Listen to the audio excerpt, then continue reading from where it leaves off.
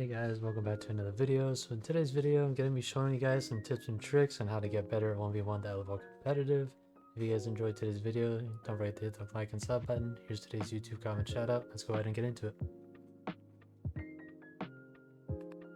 Alrighty guys, so before we get into it, make sure you guys check out my last video. My last video actually had a ton of these comp servers all linked in there. So if you guys want to participate in any of those, you guys always can. Just refer back to that last video I just posted. It's right before this one, so go ahead and check it out if you guys haven't already. It has the links to pretty much every single comp server that's active at the moment. It lets you know what servers not to join as well, so make sure you guys check that out. But anyways, let's go ahead and get into it. So I'm actually going to be teaching you guys how to do certain things in competitive zone. I'm going to be showing you guys a few situations that you guys would need to use some of these tips and tricks for. It's just going to be a couple for today. I don't want to use them all in one video. I'm going to be spreading this out across. I just wanted to change things up because I've been doing a lot of just tournament only videos and a lot of just talking only videos. How about we do some demonstrations and mix it up a little bit? So we're going to go ahead and queue up here and let's see how it goes. Alrighty guys, so we are back here. So we've all queued up, ready to go. I tried queuing in the zone, but it doesn't let you by yourself. And I just don't want to do it off my phone right now. I just want to have enough time to do a full demonstration. So I'm just going to be telling you guys like a rough, like a couple of rough ways you guys can honestly do it, or do some of these tips. So basically, first thing I want to do is cozy boosting. Now I know that other video that I did, I said it was cozy boosting. It's actually poke boosting. I was corrected on that. I got the names mixed up. But the one where you go like this and you jump up at the same time, that is poke boosting. But when it comes to cozy boosting, that was something completely different, and that's what I'm going to be showing you guys today. So basically, what you guys do in cozy boosting is you guys are in a box. You guys can use this in a ton of situations, whether you and your trio, your duo, or yourself want to jump into someone's box through their floor.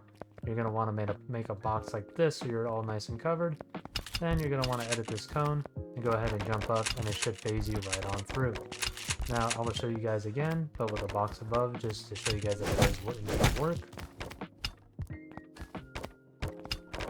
So let's say your opponent's in that box above you. None of these are your floors, so you can't edit through. You're just going to go ahead and pop through. Sometimes it will pop you all the way through, so you just got to be careful with that.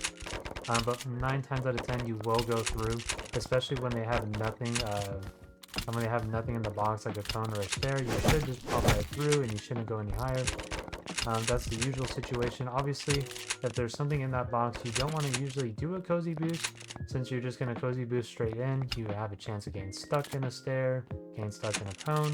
So it's very risky when you do it like that. So of course, you guys will always want to look for an empty box before you guys do a clear cozy boost. Anyways, let's go ahead and head into the next tip. Alrighty boys, so I call this next tip controlling your tarp.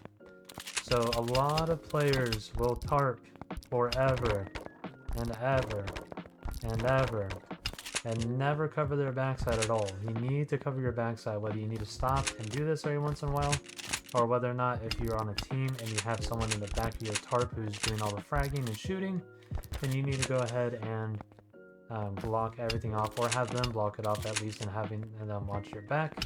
That's honestly the best type of scenario you guys can put yourself in, because now you have layers and layers of walls that they have to shoot through. You're going to hear it. I know the audio is a little bugged in this game, but you will have a higher chance of hearing it. You'll have a longer reaction time to getting back over there. And then you can do what I usually do, and I usually just camp a stair, wait for them to break through, and then I pop them, close the stair, and then now it's my box, and they're in my builds, and now they're stuck in there. So unless they're a good player that knows how to cozy boost up and out really quick, 9 times out of 10 they're going to end up dead.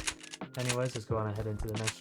Alrighty guys, so my final tip is going to be roles. So a lot of people just run around and don't give each other roles in team modes. You guys should be running at least an IGL and a fragger. If you're on a team, if you're in a duo or a trio, you can have, you could choose to have 2 IGLs, but that's a little difficult for trios, considering that, it's going to be different ideas, and you guys are probably going to get caught up in the heat of the moment, and you guys are probably not going to make the best judgment.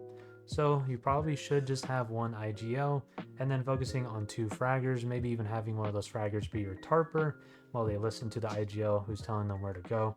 Obviously, you guys should be sitting in a VC as well. Even if it's awkward, there's a language barrier, you guys should just come up with a way to communicate with each other. It gives you a huge advantage over other players. I myself don't really do VC that much, only because a lot of the players I play with don't have microphones. So that's the only reason why I don't. But if you guys have the availability to, then you guys should, honestly. But anyways, the fragger should be in charge of looking for shots, looking for little angles, maybe even looking for some plays to get through. And suggesting some of these plays, maybe even looking for sprays that you guys can all focus on together. The IDL should also be kind of doing half and half, focusing on where you guys should be heading, focusing on where you guys should be focusing, coming up with a game plan for you guys, choosing where to start off at the beginning. And then obviously your tarper will be in charge of tarping, moving ahead. But those are the main roles that you guys can run. There's obviously more roles like running just support, where you guys just kind of chill off to the side and help the fragger be a second fragger. I guess there really is no support since there's no heals in this game or anything like that, but it's still a great help if you guys are more organized than usual. Anyways, boys, these are all the tips I have for you guys today. Thank you guys so much for watching, and I'll see you guys in the next one. Laters.